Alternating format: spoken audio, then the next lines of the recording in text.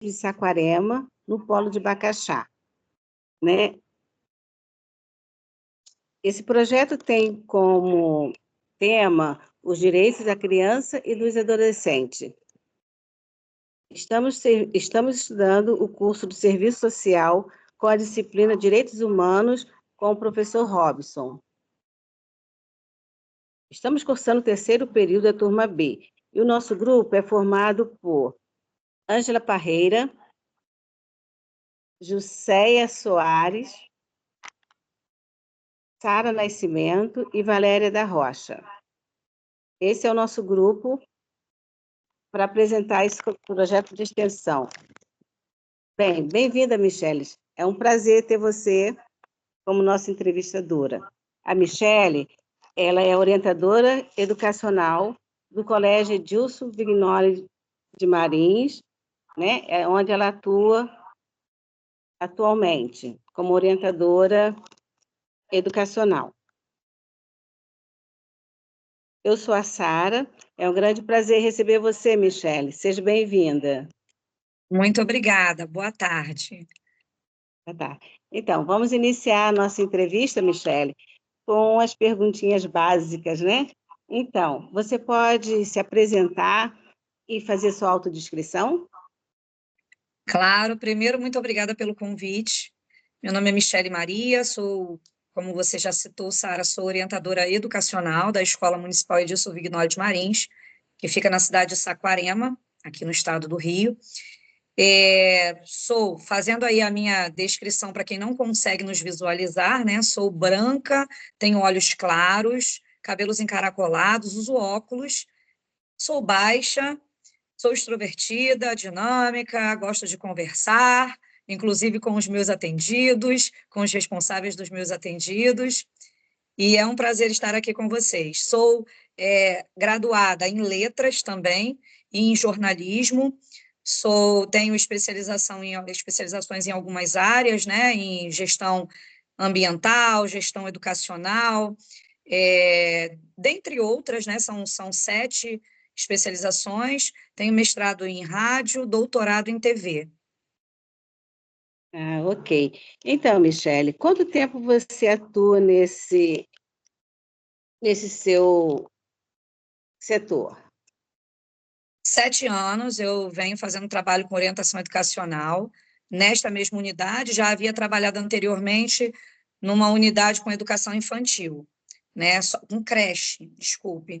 E, posteriormente, fui para o Edilson e trabalho desde então com o primeiro segmento, né? E segundo segmento, e também educação infantil. Ah, ok. Bem, o nosso tema tem nesse projeto os direitos da criança e do adolescente. Então, Michele, você pode nos... quais são os principais princípios do ECA que devemos considerar ao trabalho com crianças e adolescentes? Então, na verdade, antes de qualquer coisa, né, entender que o trabalho com orientação educacional, ele está super voltado para o ECA, né, para garantir os direitos de crianças e adolescentes. E essa garantia não é apenas quando eles estão dentro da escola, né, porque nós somos ouvintes, né, nós trabalhamos com essas crianças, esses adolescentes, para proporcionar que realmente esses direitos sejam garantidos. Eles têm direito à vida, saúde, educação, cultura, esporte, lazer, serem ouvidos, né?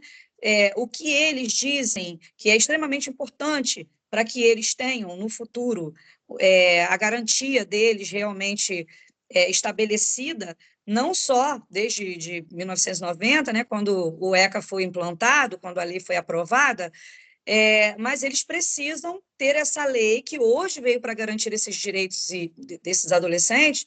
Nós precisamos, enquanto escola, fazer cumprir a lei.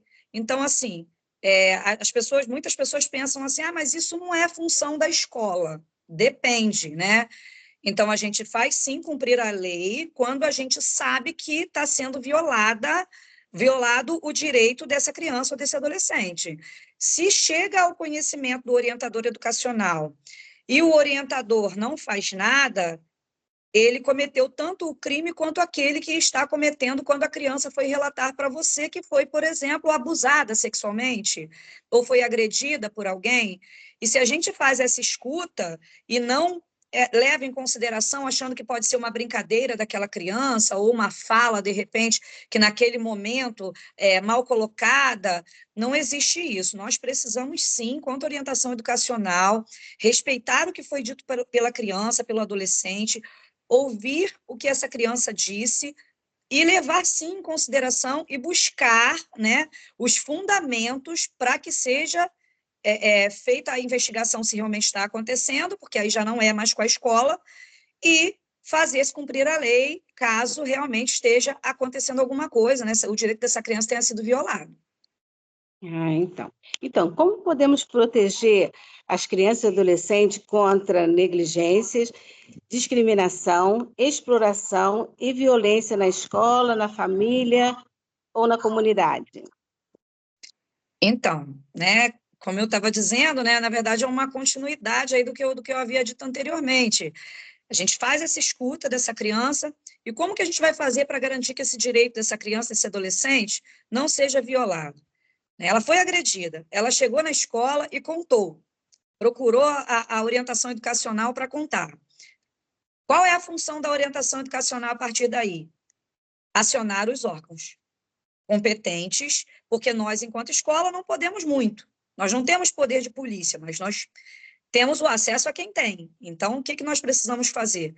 Encaminhar, primeiro, solicitar o conselho tutelar. A Joséia trabalha comigo na mesma escola, ela sabe que a orientação educacional de uma escola com 1.110 alunos é uma orientação que não há nem a probabilidade, a possibilidade de não ser atuante, porque é uma escola grande, é uma escola que exige muito da orientação educacional, e aí a gente está o tempo todo em atividade. Muitas vezes a fila está extensa para falar com a gente lá, batem lá e não conseguem nem atendimento de imediato, às vezes tem que esperar um pouquinho. Por quê? Porque são muitos casos, né? E nós, enquanto escola, precisamos ouvir a todos esses casos, nós não podemos negligenciar. Então, assim, nós temos que chamar os órgãos, né? Faz o contato com o conselho tutelar, e aí o conselho, né, vai fazer a condução desse menor, se for o caso da agressão dentro da própria família, procurar um responsável, né, mais próximo para seguir até a delegacia, mas acionar também pai, mãe, independente de quem tenha, quem seja o agressor, no caso de agressão, tá? Claro que são vários outros casos, não tem só agressão. Mas no caso de agressão, ou no caso de negligência mesmo, vou dar um exemplo que muitas vezes as pessoas acham assim, mas o que a escola tem que se meter nisso? A criança chega na escola com piolho. Piolho? Gente, mas piolho é uma coisa tão comum, né? Todo mundo, toda criança tem piolho. Não é bem assim. Ela tem piolho, mas ela precisa ser cuidada. Isso não pode ser negligenciado. Aí nós chamamos o responsável, orientamos a cuidar. Se esse responsável não cuida e a criança permanece com piolho, nós temos que novamente chamar esse responsável, mas temos que acionar, caso o responsável não se comprometa, tudo isso registrado em ocorrência, né? Se o responsável não se comprometer em ter esse cuidado com a criança, porque isso também é violação de direito. A criança tem direito à saúde, o piolho é um parasita. A saúde dela está sendo negligenciada. Então, a gente não pode fingir que não viu a criança com piolho. Primeiro, pela proliferação, porque vai acontecer de várias outras crianças pegarem também, e aí nós sim estaremos negligenciando. E aí a lei permite que essa criança fique em casa no período do tratamento, do cuidado com o piolho. E, sim, é responsabilidade da escola cobrar do responsável, porque se ele não cumprir o papel, o que nós precisamos fazer? Encaminhar para o órgão responsável, que é o conselho tutelar, o conselho vai até essa família, ele vai fazer cumprir o direito dessa criança, desse adolescente, que foi violado. Acontecem casos, vou fazer uma citação aqui, que pode parecer absurda para muitas pessoas, mas que é comum. A criança está escrevendo e o piolho andando sobre a mesa. Né? Nós, enquanto escola, nós não podemos negligenciar também, porque às vezes as pessoas pensam assim, mas a saúde que está sendo... A criança foi agredida, aí sim vai ser chamado o conselho. A criança foi abusada sexualmente, vai chamar o conselho. mas pequenas atitudes também, que na verdade não é muito pequena, porque uma criança que está com um parasita, ela precisa de tratamento, e esse tratamento tem que ser feito pela família. Então, assim, são várias as situações que envolvem o trabalho da escola, né? Mas essa sensibilidade precisa acontecer, de ver que essa criança está sofrendo. Outra coisa é o olhar de uma criança que antes era muito extrovertida e, de repente, ficou introvertida. O que está acontecendo com essa criança? Não está normal, aconteceu alguma coisa. Ou então, ao contrário, ela é muito introvertida, de repente ela está agitada, batendo, gritando. O que está acontecendo com essa criança? Isso pode ser um pedido de socorro. Né? Então, esse olhar precisa acontecer e os órgãos competentes, quando necessário, são acionados. Ah, ok, Michele. Então, praticamente você já respondeu a próxima pergunta, né? Que seria assim: como orientador educacional, você trabalha em conjunto com outros órgãos. Você pode citar quais órgãos que você seria trabalhar com eles em conjunto com você? Sim, né? O Conselho Tutelar é um deles, eu ainda digo que é o mais próximo, né? Porque a mãe não teve como levar aquela criança que foi agredida e ela ficou sabendo, ou que a escola informa, né? Porque a criança, normalmente, ela não informa em casa, ela informa na escola. E aí a escola é que acaba fazendo esse papel de chamar a família e contar, né? Aí nós acionamos o Conselho Tutelar, que é o mais próximo, né? Quando necessário, acionamos a Polícia Civil, a Polícia Militar, desculpem, porque aí a Polícia Militar faz a condução, né, para a Delegacia de Polícia Civil, que no nosso caso aqui em Saquarema é a 124 DP. Né? E aí essa criança é conduzida junto com o Conselho Tutelar, né, a Polícia Militar, quando é necessário, porque nem sempre é necessário chamar a Polícia Militar. Né? E aí são conduzidos para lá. O CRAS e o CREAS são órgãos que nós também acionamos, porque depois de um caso, por exemplo, de agressão, a criança vai precisar de um apoio emocional, né? E a escola tem um psicólogo, né? No caso da que eu trabalho, ela tem um psicólogo, mas ele é psicólogo educacional, ele não é clínico. Então, é preciso que encaminhe para um psicólogo clínico. E esse apoio para o psicólogo clínico pode vir do Conselho Tutelar ou de outros órgãos diretamente relacionados à prefeitura, né? Como CRAS, CREAS. Então, esses são os órgãos principais que atuam ali. É preciso que haja uma parceria para funcionar. Ok, isso é muito importante, né?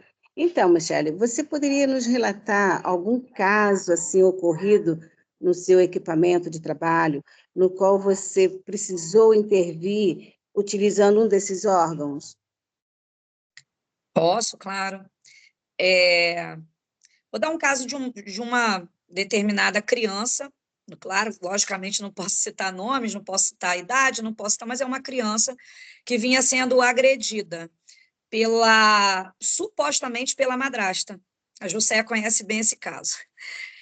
Supostamente pela madrasta. E aí a criança chegava machucada na escola.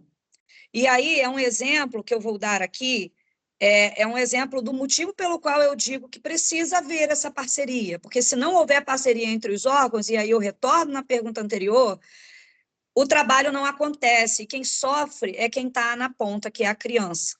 Né?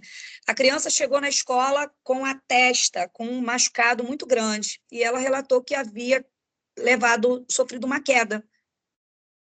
O que causou estranhamento para mim é que ela disse que havia caído nas pedrinhas, mas não tinha ralado.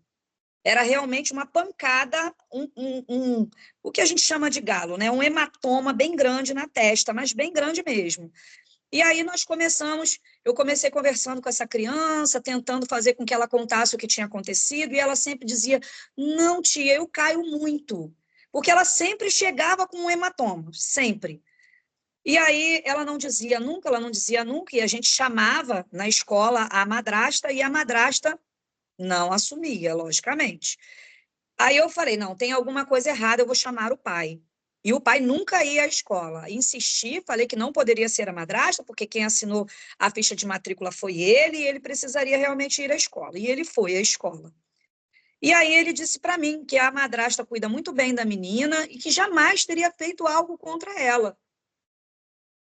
Mas, assim, a forma como ele falava realmente parecia que ele não sabia. Mas aí eu comecei a ligar os pontos e perceber que realmente havia agressão. E chamei de novo a criança inúmeras vezes para conversar e ela não dizia. Na outra vez ela dizia que novamente caiu, da outra vez bateu na maçaneta, na outra vez, cada vez acontecia uma coisa diferente. E aí um dia, e eu, desde a primeira vez, encaminhei para o Conselho Tutelar. Fiz um relatório, isso foi em 2022. Fiz um relatório, mandei para o Conselho Tutelar. O Conselho não me deu retorno, não chegou aí à casa da criança, não chegou a investigar nada. E foi passando o tempo, e a criança sempre agredida, ao meu ver, né? Mas eu não tinha provas disso. Eu não tenho poder de chegar lá e fazer o trabalho que não é a minha função. Minha função é dentro da escola. E aí, um dia, eu chamei a criança para conversar com ela, junto com outra orientadora, conversa informal. Falei, o que houve dessa vez que você caiu, machucou aqui de novo? Aí ela, assustada. Aí eu comecei conversando e tal. Resumindo, ela acabou, não contou, mas pela fala dela, deu para entender que ela estava pedindo socorro. Eu falei, não, aí eu vou ter que solicitar mesmo de uma forma mais afinco o trabalho do conselho. Liguei novamente para o conselho, porque todas as vezes eu ligava para o conselho, e o conselho sempre dizia, não, mas eu já vi, eu já fui, o pai não fez isso, e ninguém está fazendo isso, a madrasta cuida bem. E isso rolou quase um ano. E aí eu falei, não, dessa vez eu vou ser mais ríspida. E liguei para o conselho e falei, olha só, se não vier o conselho não vier fazer esse atendimento hoje, eu vou representar no Ministério Público a negligência do conselho. E aí o conselho foi. E aí chegou na escola, pegou a criança. Resumindo, porque a história é muito longa, para vocês verem, isso rolou mais de um ano, né, Jusceia? Rolou mais de um ano isso, né? Infelizmente foi. E aí o conselho compareceu, investigou, realmente a menina estava sendo agredida, foi fazer corpo de delito, e hoje a criança foi entregue, a mãe é falecida, inclusive cuidava muito bem da criança, e a criança ficou com a avó materna. E hoje a criança conta detalhes, porque ela está se sentindo segura onde ela está agora. Então, ela conta detalhes da agressão, ela conta que ela apanhava, que ela segurava os braços dela e batia a cabeça dela na parede, de frente, né, para a parede, por isso do hematoma, assim, e por isso dos hematomas que de vez em quando tinham machucados pelos braços dela, porque ela evitava provavelmente segurar num lugar só para não ficar marcas. Então, assim, neste momento, a gente consegue um exemplo claro de como a negligência, naquele momento do conselho, atrapalhou a vida dessa criança durante quase um ano, né? Porque se o conselho tivesse atuado naquele momento, não teria acontecido, né? A criança já teria sido tirada daquele ambiente que ela estava vivendo esse problema. E aí, quando um joga para o outro, né, diz assim, mas a escola poderia ter feito de outro jeito, a escola. Só que, primeiro, a criança não confessava que havia acontecido, já estava nas mãos do Conselho Tutelar para que fosse apreciada a situação da criança, que, na verdade, foi sendo empurrada com a barriga durante esse tempo todo, e nós, todas as vezes, informávamos ao Conselho, e o Conselho dizia que não estava acontecendo, mas, no final das contas, viram que estava. Então, assim, se não há uma parceria, e eu não estou aqui julgando o Conselho, dizendo, o Conselho não faz o papel dele, faz. Por diversas vezes, José sabe disso, que na escola onde nós trabalhamos, a polícia militar é bem presente, né? O Conselho também tem que estar sempre presente.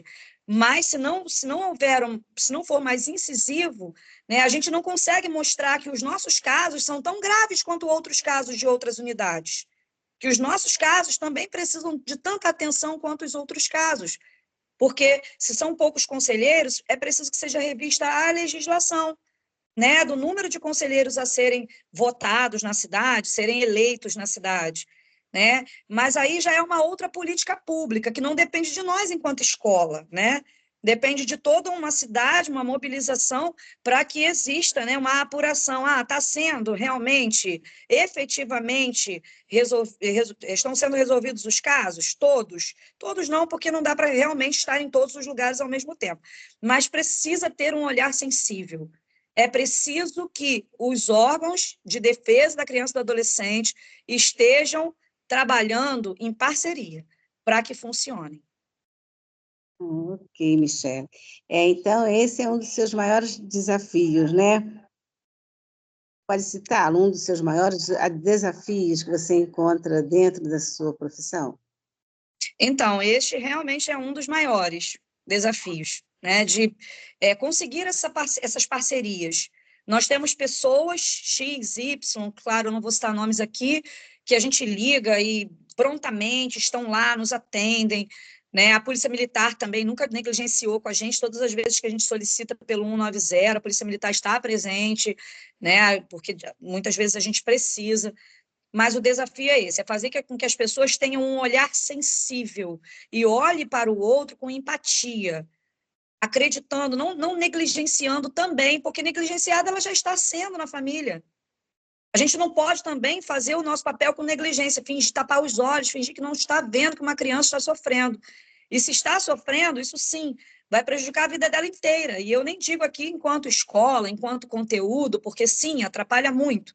Mas eu digo vida, porque a gente não está falando só de escola, a gente está falando de uma criança, de um adolescente, que tem direitos e que estes direitos estão na lei, elas precisam ter os seus direitos garantidos. E nós, enquanto escola, não podemos fechar os olhos, e os órgãos que estão à nossa volta para resolverem também não. É verdade. Então, você poderia deixar uma mensagem para que esse sistema melhore na proteção da criança e do adolescente? Posso sim. Acho que a palavra é empatia mesmo, né? Eu acabei de citar. É acreditar que eu não preciso ter filho para respeitar o filho do outro. Eu não preciso ter filho para acreditar que o filho do outro precisa ser respeitado, precisa ser amado, precisa ser olhado, precisa ser ouvido, né? Porque nós precisamos fazer. Eu sei que numa escola grande, principalmente, é mais difícil ainda. Eu sempre digo, e vou repetir aqui, que nós, né, não vamos mudar o mundo, mas nós podemos mudar o nosso mundo, o mundo que está ao nosso redor. Estamos 5 aparecendo aqui nessa tela agora. Se cada uma de nós fizermos a nossa parte no nosso mundo, no mundo que está à nossa volta, olha quantas benfeitorias vão acontecer, né? Quantas crianças vão ser salvas se nós, individualmente, fizermos a nossa parte. Então, se eu sei de uma situação, e eu não preciso ser escola, eu não preciso ser família, eu não preciso ser instituição, não preciso ser ONG, eu preciso ser gente. Porque se eu não consigo mudar o mundo inteiro, nós juntos vamos mudar o mundo, com toda certeza, e vamos salvar, sim, muitas vidas, como salvamos a dessa criança, de tantas outras crianças, né, que todos os dias batem na nossa porta. Vamos salvar. Todos juntos vamos fazer esse resgate. E uma coisa extremamente importante, que eu não citei anteriormente, deveria ter citado, mas vou deixar aqui junto com a mensagem final, né? Nós, enquanto escola, precisamos dar para as nossas crianças a possibilidade que elas entendam o que é crime. Então, essa mensagem, na verdade, eu deixo para as escolas, para as crianças, para vocês, para mim também. Agora, por exemplo, nós estamos no Edilson Vignoli com um circuito de palestras. Esse circuito de palestras foi com relação ao Maio Laranja, né, da importunação sexual, abuso sexual, mas estamos dando continuidade para falar sobre bullying também, várias outras questões, agressões, enfim, várias outras questões. Por quê? Porque nós precisamos informar para aquela criança que ela foi abusada, que o fato de um familiar, um adulto, tocar as partes íntimas dela não foi uma brincadeira, porque podemos até ficar pasmos com uma fala assim, mas tem adultos que colocam para a criança, vou mexer nos seus seios, é uma brincadeira. Vou mexer no seu bumbum, é uma brincadeira. Essa criança entende isso como uma brincadeira porque aquela pessoa faz parte do contexto dela. E quando conversa com a gente, ela descobre que aquilo desde sempre já era crime. E ela vai contar para a gente, eu me sinto tão incomodada porque meu tio, meu primo, meu padrasto, meu pai faz isso, eu me sinto muito incomodada. Então, essa criança, ela tem que ter conhecimento. Ela tem que saber que isso é crime e que crime é preciso agir com a lei, né? E a gente vem fazendo essas palestras, orientando essas crianças, os adultos também, as mães também, os pais também, para observarem, né, algum comportamento diferente na criança, ou observarem essa criança que brinca muito tempo sozinha e tem aquele adulto que de vez em quando está lá mexendo com ela, brincando com ela, porque, infelizmente, os casos vêm aumentando. Mas se eu, no meu mundo, não fizer, cada uma de vocês não fizer no mundo de vocês, os casos só vão aumentar mesmo, porque a impunidade vai estar aí, porque a criança não sabe que ela está sendo abusada. Ela não tem esse conhecimento porque ela é só uma criança. Os adultos da relação, eu sempre digo isso para qualquer pessoa, né, que em atendimento ou em palestras, os adultos da relação somos nós. Nós precisamos orientar essas crianças. Então, na mensagem final que eu deixo aqui para vocês, né, para vocês e para todas as pessoas, é que nós precisamos, sim, orientar nossas crianças, precisamos ter mais empatia e precisamos ter uma coisa que às vezes nos falta e que não pode nunca faltar a vocês nesse trabalho que vocês vão começar a fazer agora, que é coragem. Porque não é fácil tomar a decisão de bater de frente com um agressor. E ele dizendo para você que vai te processar, porque ele vai se achar o certo, isso eu já escutei várias vezes. Ele vai dizer para você é que é a criminosa, porque está julgando, porque está denegrindo a imagem dele. E quando eu digo agressor, eu não digo o agressor só homem, não, porque tem agressoras também, mulheres, tem de ambos os. Não importa a cor, raça, sexo, não importa. Infelizmente, a gente tem agressor de todas as formas e com todas as caras. Agressor não tem cara, né? Não está escrito assim, aquele ali é agressor porque... Não, não tem. E nós precisamos ter coragem. Coragem para enfrentar, coragem para denunciar, coragem para dizer para aquela criança que ela está sendo abusada, coragem para ligar para o conselho tutelar e coragem para dizer assim, você precisa vir, porque eu preciso da sua ajuda. Sem a sua ajuda eu não vou conseguir. Coragem para ir lá lutar junto com os órgãos, solicitando que a criança tenha um atendimento psicológico. Coragem para debater com quem quer que seja em defesa de quem nós estamos trabalhando e defendendo. Porque a gente não defende só a criança. A gente está defendendo um mundo de pessoas que precisam de ajuda, tá? É verdade, Michele, obrigada, viu, linda? Obrigada mesmo. Que através desse nosso projeto de extensão, essa sua voz alcance várias pessoas para que tenhamos consciência de que a criança e o adolescente necessitam de cuidados e elas têm os direitos a usufruir desse direito, né? Obrigada, viu, Michele, com a sua participação. Muito obrigada. Muito obrigada, agradeço o convite, podem contar comigo, estou à disposição. Ok. Um abraço.